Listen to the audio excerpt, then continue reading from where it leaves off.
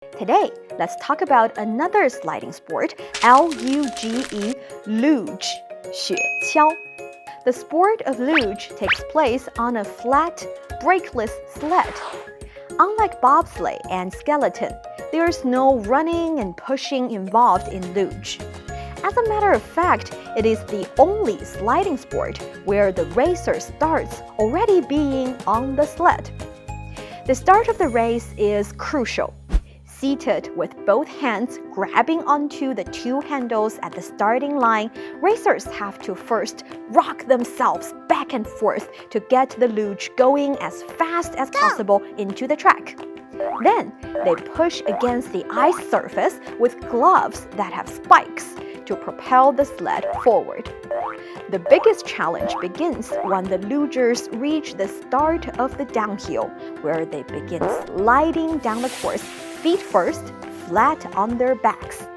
Of course, they would have to lift their heads up to get some idea as to where they're going. Like skeleton, athletes have to angle their bodies to navigate the luge, since there is no steering mechanism.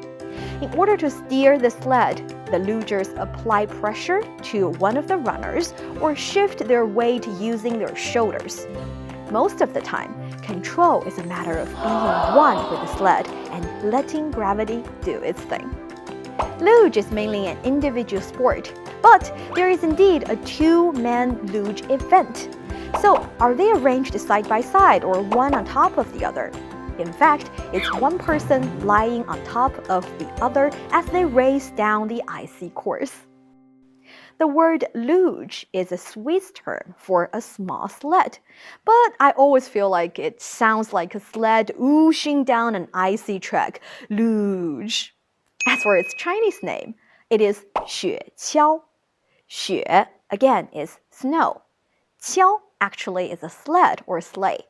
Therefore, sometimes when people would like to be even more precise, they call luge 无舵雪橇 as well.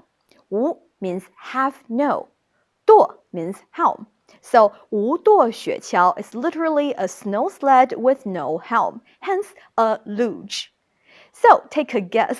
What does 有舵雪橇 refer to? Share your answer with us in the comment section. See you next time.